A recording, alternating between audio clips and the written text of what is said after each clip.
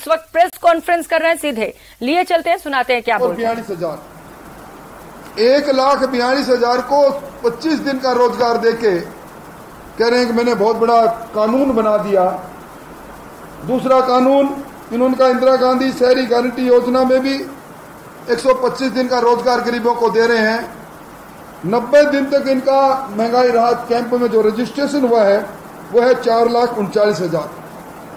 गरीबी की रेखा आज 21% है राजस्थान में, और गरीबी की रेखा के नीचे अगर हमें इसको देखें तो 1 करोड़ और 70 लाख के लगभग ऐसे लोग हैं जिनको काम की जरूरत है शहरों और गांव में। और ये जोड़ के दोनों ग्रामीण और शहरों में 4-5 लाख से ज्यादा आदमी होते नहीं हैं। किस प्रकार का रोजगार दे रहे हैं। दूसरी बात जो इन्होंने कहा कि हम स्मार्टफोन बांटेंगे। स्मार्टफोन बांटने की बात इन्होंने 2022-23 में राजस्थान की विधानसभा में कही थी। उस वक्त देखा जाता तो 1 अप्रैल 2022 को स्मार्टफोन हमारी बहनों के हाथ में होने चाहिए थे। उस वक्त भी हमने सवाल खड़ा किया था कि आपने 2,500 करोड़ का इसमें प्रावधान किया है। एक स्मार्टफोन अगर आप 15,000 10,000 का भी मानो तो भी 19-20 हजार करोड़ की आवश्यकता है बहनों को स्मार्टफोन बांटने में। अब 1 साल बाद चुनाव में अगस्त के महीने में स्मार्टफोन बांटने की बात करें, उस स्मार्टफोन में 12 जगह पर मुख्यमंत्री जी की फोटो है, क्योंकि इंटरनेट से वो लिंक्ड होगा। उसमें जो डेटा फीड होगा इन्हीं मुख्यमंत्री जी ने, कल मैंने विधानसभा में भी कहा था अपने भाषण में, भामाशाह कार्ड, जिस कार्ड पर मुश्किल से 120 करोड़ रुपए खर्च हुए तो उस पर चिंता व्यक्त करते हुए कहा था कि तत्कालीन मुख्यमंत्री जी की फोटो क्यों है। लैपटॉप बांटे उसमें भी तत्कालीन मुख्यमंत्री जी की फोटो क्यों है। सरकार के धन का दुरुपयोग है और खुद इस तरह का कर रहे हैं बिना बजट के। ये कर्जे में ढकेलने का काम है। राजस्थान की अर्थव्यवस्था आपातकाल में पहले चली गई, इनसे कुछ होने वाला नहीं है। और एक इन्होंने कहा कि हमने 25 लाख तक के हेल्थ कवरेज दे दिया। मैंने विधानसभा में वो सारे डेटाज रखे थे, मैं आपके सामने भी रख रहा हूं। ये मेरे पास है 2023-24 में, जब मैं आपसे बात कर रहा हूं तो 22 लोगों को, अब तक सिर्फ 22 लोगों को 20 लाख तक का हेल्थ कवरेज मिला है। 5 से 10 लाख भी 170 है मात्र 8 करोड़ की जनता में। और ये 3 लाख से 5 लाख ये 397 है, और 1 लाख से 3,13,747 है। बाकी सब 8,59,077 है 50,000 तक के, और 36,518 है 1 लाख तक के। इसके अंदर भी जो इसकी इंश्योरेंस के लिए जो प्रीमियम है उसमें राजस्थान और भारत सरकार दोनों का सहयोग है। 60% पैसा भारत सरकार देती है प्रीमियम में, 40% राजस्थान सरकार।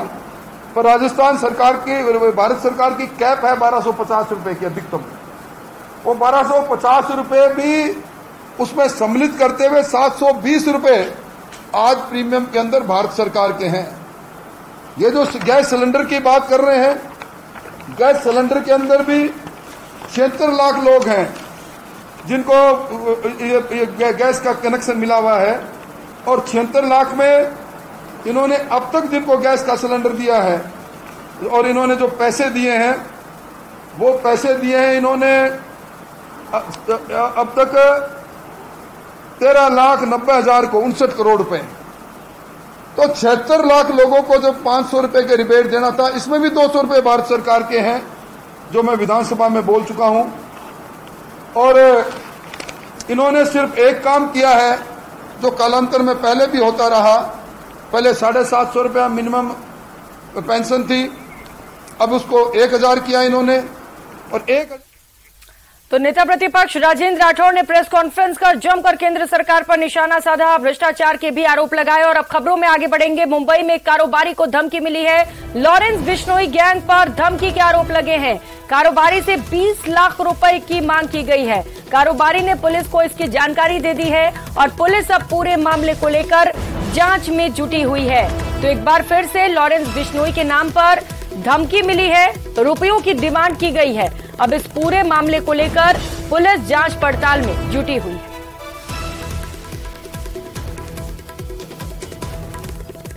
तो वहीं मणिपुर में महिलाओं के खिलाफ बढ़ रहे अपराधों को लेकर आज केंद्रीय मंत्री अनुराग ठाकुर ने प्रेस कॉन्फ्रेंस की। अनुराग ठाकुर ने कहा कि बिहार में महिलाओं के साथ अत्याचार बढ़ता जा रहा है। है जो टूरिज्म की दृष्टि से बहुत महत्वपूर्ण है, बहुत खूबसूरत राज्य है, संस्कृति बहुत, और राजस्थान में टूरिस्ट इतने आते हैं कि उसके कई कारण हैं। बहुत अच्छा सब कुछ था, लेकिन 5 वर्षों में राजस्थान कहां पहुंच गया। और जब वहां पर महिलाओं के प्रति कितनी घटनाएं दुष्कर्म की, अत्याचार की, अपराध की हुई। एक शांत राज्य, सुरक्षित राज्य पिछले 5 वर्षों में नंबर 1 महिला अपराध में बन गया है। 1,09,000 महिला अपराध की घटनाएं पिछले 4 वर्षों में। 33,000 महिलाओं के साथ दुष्कर्म की घटनाएं राजस्थान में। 22% देश की महिला दुष्कर्म की घटनाएं राजस्थान में। ये अपने आप में राजस्थान को नंबर 1 महिला अपराध में बनाता है। और कुल मिलाकर लगभग 10 लाख से ज्यादा आपराधिक घटनाओं को रजिस्टर किया गया। तो एटीएस की पूछताछ पर सीमा का बयान सामने आया है। 3 दिन तक सीमा से पूछताछ की गई और पूछताछ के बाद सचिन के घर सीमा लौट गई है। एटीएस के सवालों पर सीमा ने अपना जवाब रखा। जासूसी के सवाल पर सीमा का जवाब रहा कि भाई के पास आर्मी में होने पर दावा। सीमा के मुताबिक भाई से संपर्क नहीं रह गया है। 2022 में पाक आर्मी में जाने का भी दावा किया गया। तो पाकिस्तानी महिला सीमा हैदर इन दिनों चर्चाओं में है और हर रोज नए खुलासे हो रहे हैं। इस बीच शादी से जुड़ी कई तस्वीरें भी सामने आई हैं।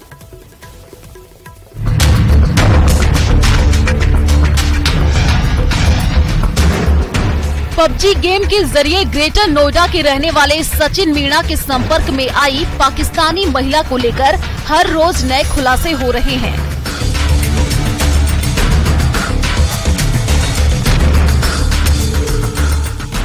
इस बीच ग्रेटर नोएडा के सचिन और सीमा हैदर की शादी से जुड़ी तस्वीरें सामने आई हैं। तस्वीरों में सीमा हैदर और सचिन एक दूसरे को वरमाला पहनाते हुए नजर आ रहे हैं। वहीं एक तस्वीर में सीमा हैदर सचिन मीणा के पैर छूती दिखाई दे रही हैं। सीमा दूसरी बार में 13 मई को पाकिस्तान से दुबई होते हुए नेपाल पहुंची थी।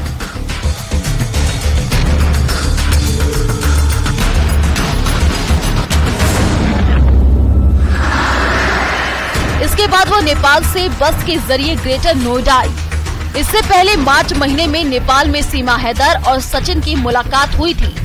पाकिस्तानी महिला सीमा हैदर ने पूछताछ में बताया था कि उसने नेपाल के पशुपतिनाथ मंदिर में सचिन के साथ शादी की थी। मंदिर में आप लोगों ने शादी की, ये आप कह रहे हैं, लेकिन हमारे सहयोगी वहाँ पर पहुंचे, वहाँ के तो पुजारी कह रहे हैं कि हमारे पास सचिन और सीमा नाम का कोई आया ही नहीं है, ना तो रजिस्टर में लिखा हुआ है। रजिस्टर हुआ ही नहीं, हमारी शादी रजिस्टर होती तो यह हम इतना भागदौड़ करते। तो वहाँ शादी की कैसे? आप लोगों ने गले में माला डाली हुई फोटो भी दिखाई है, बातें भी कही है, फिर शादी की कैसे जब रजिस्टर में लिखी नहीं गई है तमाम चीजें? तो वही तो मसला हो गया, रजिस्टर में नहीं है। इन्होंने मेरी मांग भरी, मंगलसूत्र पहना है जैसे होती है, पर पता नहीं क्यों वो ना हो पाई, क्योंकि हम 2 ही थे और हमें इतनी मालूमात नहीं थी। ये भी इनको भी नहीं थे, मुझे तो बिल्कुल थी। नेपाल के काठमांडू में ही हमेशा के लिए बसना चाहते थे सीमा हैदर और सचिन। होटल मालिक ने किया बड़ा खुलासा। ये बताइए कि एक नई बात आपने बताई है कि सचिन और सीमा यहीं रहना चाहते हैं। हाँ, वो काम ढूंढ रहे थे। क्यों? ऊपर से हम यहीं पे रुकना है, हमको काम चाहिए, कितना जॉब मिल जाएगा। जॉब नेपाल में ही रुकना चाहते हैं? हाँ, जॉब सेंटर में पूछो, तो गया भी, मैं 1 नंबर गया भी, वहाँ पे उन्होंने 8,000 5,000 बताया। तो फिर आया, पापा इतने में हमारा काम नहीं बनेगा, यहाँ पर कैसे खा पी लेंगे, 5,000 में रूम का भाड़ा देना पड़ेगा अलग से। होटल में तो काम, हमको होटल में काम लगा दो बताया था, हमारे पास है 3-4 लड़के, हमको काम नहीं है। उस बार हम निकल जाएंगे, फिर बाद में आएंगे, वो निकल गए उस बाद में। अच्छा, वो आपके होटल में काम करने के लिए तैयार? काम करने के लिए तैयार थे वो लोग, कहीं ना कहीं काम एडजस्ट होना सोच रहे थे वो लोग। मतलब वो सोच रहे थे कि नेपाल में ही हम बच जाएं। हाँ, कहीं पे से एडजस्ट हो जाए, इस तरह से उनका विचार था। वो जाना नहीं चाहते थे? जाना नहीं चाहते, वहाँ यहाँ कहीं रुकने, तभी तो काम ढूंढते थे वो। अच्छा, उनका 20-30 हज़ार का ऐसा उसको पैसा मिलता तो यहाँ रुकता था वो कहीं ना कहीं। वही बाहर हो, कोई भी कभी बाहर निकल के काम भी ढूंढा उसने, वो भी नहीं मिला। अच्छा। तो फिर रूम में ही रहते थे ज्यादातर। जिस दिन काम तलाशने गया था कि यहीं पर रुकूंगा, जिक्र आप लोगों से ही किया होगा उसने? हाँ, मेरे से बता रहा था यहाँ पे काम मिलेगा, हमारे पास है काम नहीं भाई। 3 लड़का था, हम 4 थे उससे हमारे पास काम करने, 4 थे। हमें 4 आदमी तो हमारे पास है, कब तक काम हमारे पास नहीं है। फिर कहीं पूछा गया तो भैया ये तो कहाँ अंकल, फिर 4,000 5,000 8,000 कुछ नहीं बनेगा, इस तरह से वो फिर निकल गया। यहाँ पर नेपाल क्या उन्हें पसंद आ गया था, या उन्हें लग रहा था कि हाँ वो अपनी अलग कंट्री से, यहाँ अलग कंट्री से, हालांकि आपको तो बताया नहीं था कहाँ से हैं वो लोग, लेकिन नेपाल वो चाहते थे कि बस जाए। वो कुछ समझे होंगे वो लोग, यहाँ पे बहुत सारे इंडियन लोग भी काम करते हैं, सब्जी वगैरह बेचते हैं, इंडिया से आते हैं, यहीं पे गुजारा करके जाते हैं, है ना। उसका घुल मिल गए होंगे और आदमी से भी, वो भी यहीं रहना चाहते थे वो। अच्छा। इस तरह से किसके बाल बच्चे यहाँ पे इंडिया के आदमी यहाँ रहते हैं। इस बीच सीमा हैदर ने एक वकील के माध्यम से राष्ट्रपति के पास दया याचिका दायर की है। इसके जरिए सीमा हैदर ने राष्ट्रपति द्रौपदी मुर्मू के पास दया याचिका दायर कर भारत की नागरिकता देने की गुहार लगाई है। सीमा के वकील डॉक्टर AP सिंह के अनुसार उसने नेपाल में ग्रेटर नोएडा के सचिन मीणा से शादी की थी, तो अब वह भारत की बहू है। इसी आधार पर सीमा भारत की नागरिकता चाहती है। अब देखने वाली बात होगी कि सीमा पाकिस्तान वापस जाएंगी या उसको भारत की नागरिकता मिलेगी। Bureau report, news 18।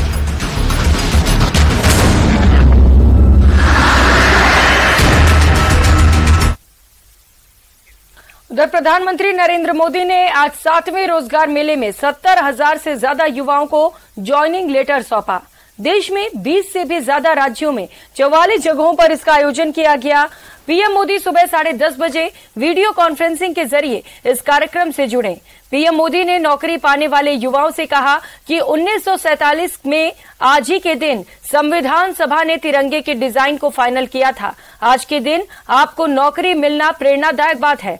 सरकारी नौकरी में रहते हुए आपको हमेशा ये कोशिश करनी है कि तिरंगे की आन बान शान में कोई आंच न आने पाए। आज ये नियुक्ति पत्र के साथ ही संकल्प पत्र लेकर के जाएंगे। साथियों,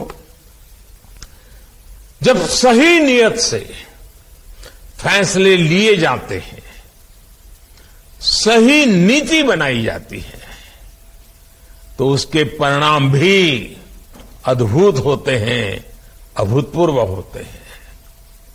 इसका एक प्रमाण अभी कुछ ही दिन पहले देश ने देखा है। नीति आयोग की रिपोर्ट में आया है कि सिर्फ 5 साल के भीतर ही भारत में 13.5 करोड़ भारतीय गरीबी रेखा से ऊपर आ गए हैं। वहीं प्रधानमंत्री नरेंद्र मोदी ने आज G20 ऊर्जा मंत्री स्तरीय बैठक को वीडियो संदेश द्वारा संबोधित किया। इस दौरान प्रधानमंत्री ने कहा कि भारत हरित विकास और ऊर्जा परिवर्तन के लिए महान प्रयास कर रहा है। भारत दुनिया में सबसे अधिक आबादी वाला देश और सबसे तेजी से बढ़ती बड़ी अर्थव्यवस्था है। फिर भी हम अपनी जलवायु प्रतिबद्धताओं पर दृढ़ता से आगे बढ़ रहे हैं। भारत ने जलवायु कार्रवाई में नेतृत्व दिखाया है। हमने 9 साल पहले ही अपना गैर जीवाश्म स्थापित विद्युत क्षमता लक्ष्य हासिल कर लिया। हमने अब एक उच्च लक्ष्य निर्धारित किया है। हम 2030 तक 50% गैर जीवाश्म स्थापित क्षमता हासिल करने की योजना बना रहे हैं। भारत सौर और पवन ऊर्जा में भी वैश्विक नेताओं में से एक है। At all levels, from individuals to nations.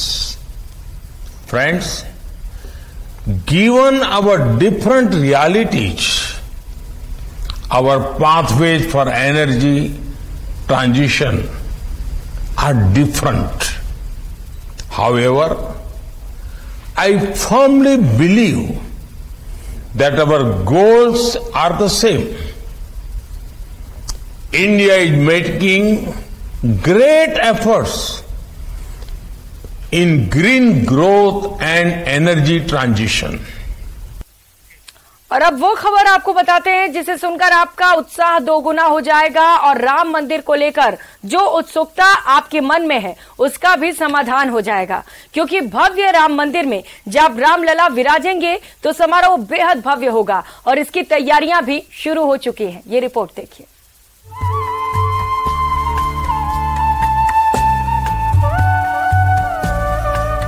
मर्यादा पुरुषोत्तम प्रभु श्री राम के भव्य मंदिर निर्माण का काम अयोध्या नगरी में बेहद तेज गति से चल रहा है और बताया जा रहा है कि अगले साल यानी कि 2024 में मकर संक्रांति और गणतंत्र दिवस के बीच रामलला अपने गर्भगृह में विराजमान हो जाएंगे। इस दिव्य क्षण को भव्य बनाने की तैयारियां जारी हैं, लेकिन जब यहाँ श्रद्धालु अपने रामलला के दर्शन करने आएंगे तो उनके लिए भी अद्भुत और अभूतपूर्व तैयारियां शुरू हो चुकी हैं। इसके लिए यहाँ होटल, धर्मशालाओं को बेहतर करने के साथ साथ होम स्टे की भी व्यवस्था की जा रही है। और तो और आने वाले राम भक्तों के लिए अयोध्या में टेंट सिटी बसाने की योजना है, जिसके लिए बंधा तिराहा ब्रह्मकुंड और गुप्तार घाट के पास जगह चुन ली गई है। ब्रह्मकुंड में 50 तो गुप्तार घाट पर 600 टेंट की टेंट सिटी बसाई जाएगी। एक तो 50 टेंट्स का टेंट सिटी प्रस्तावित है ब्रह्मकुंड के पास, और एक टेंट सिटी जो हमारा गुप्तार घाट से नया घाट का जो बंधा बना हुआ है, उस बंधे के अलॉन्ग सरकारी ज़मीन है कुछ, वहाँ पर 600 टेंट्स का एक टेंट सिटी हम लोगों ने प्रस्तावित किया है। उसमें 3 उसको कॉम्पोनेंट्स में ब्रेक किया गया है। उसमें 200 के 3 टेंट सिटीज़ लगेंगे, कुल 600 टेंट्स का टेंट सिटी होगा। तो उसका टेंडर हम लोगों ने एडी के माध्यम से फ्लोट किया था और उसको अभी रीटेंडर उसको किया गया है। उसमें कुछ तकनीकी समस्या की वजह से मैं मानता हूं कि 15 दिन के अंदर वो टेंडर्स खुलेंगे। उसके बाद अगर उसमें पार्टिसिपेशन अच्छा होता है तो हम लोग उसको फाइल कर देंगे। इसके अलावा श्रद्धालु जब अयोध्या पहुंचेंगे तो पूरी नगरी को ही राममय पाएंगे। खास तौर पर यहाँ पिकनिक स्पॉट विकसित होना है, जहाँ लोग श्री राम के जीवन का दर्शन कर पाएंगे। इसके अलावा रामचरितमानस के प्रसंग भी देख पाएंगे। इसी जो हमारा बंधा है उसी के अलॉन्ग कुछ काश्तकारों की जमीन है, कुछ सरकारी भूमि है, कुछ आइलैंड नुमा वहाँ पर भूमियाँ ऐसी हैं जिनको भी जहाँ पर लोग जाते हैं शाम को और बोट के माध्यम से लोग वहाँ पर जाते हैं और परिवार वहाँ पर कुछ समय व्यतीत करते हैं। वहाँ भी एक अच्छा एक्सपीरियंस क्रिएट करने के लिए एक एजेंसी को हम लोगों ने हायर किया है और वो भी एक स्पिरिचुअल एक्सपीरियंस क्रिएट करने के दृष्टिगत वहाँ पर कुछ टेम्परेरी स्ट्रक्चर्स को स्थापित करके वहाँ पर रख कर, और वो एक रामचरित मानस करके कॉन्सेप्ट उन्होंने दिया है, उसको वहाँ पर वो क्रिएट करेंगे और लोग वहाँ पर जा सकें और उसमें लुत्फ उठा सकें और हमारे भगवान राम का जो जीवन है उसके बारे में एक परिचय होगा, उनके अलग अलग स्टेजेस के संबंध में। इस तरह की वहाँ पर व्यवस्था की जाएगी। वहीं अगर दान की बात की जाए तो एक तरफ मंदिर का निर्माण जारी है, दूसरी तरफ रामलला भी करोड़पति हो रहे हैं। क्षेत्र ट्रस्ट की माने तो प्रतिदिन रामलला को राम भक्त 3.5 लाख रुपए दान दे रहे हैं। वहीं मंदिर निर्माण के लिए चले अभियान और अभी तक मिले दान को मिला दिया जाए तो अभी तक लगभग 5,000 करोड़ रुपए जमा हो चुके हैं। यह पैसा तो कई प्रकार से आता है, लोग ऑनलाइन भी दान देते हैं, बैंकों में भी जमा करते हैं, दान पात्र में जो यात्री यहाँ आते हैं वो देते हैं और फिर हमारे यहाँ काउंटरों पर रसीद भी कटवाते हैं। तो मिलाकर के हमारे यहाँ महीने में सब मिलाकर के लगभग 1 करोड़ रुपया का दान दाताओं द्वारा प्राप्त हो रहा है। संख्या बढ़ती रहती है, एग्जैक्ट कोई जानकारी नहीं दे सकता, लेकिन 5,000 से ऊपर है, 5,000 करोड़ से ऊपर आ चुका है। कुल मिलाकर अयोध्या में चल रही तैयारी और लगातार बढ़ता दान ये बताने के लिए काफी है कि वो घड़ी कितनी अद्भुत दिव्यता और भव्यता लिए होगी जब करोड़ों लोगों की आस्था के प्रतीक श्री रामलला फिर से अपने स्थान पर विराजेंगे। Bureau report, news 18। इस बुलेटिन में फिलहाल इतना।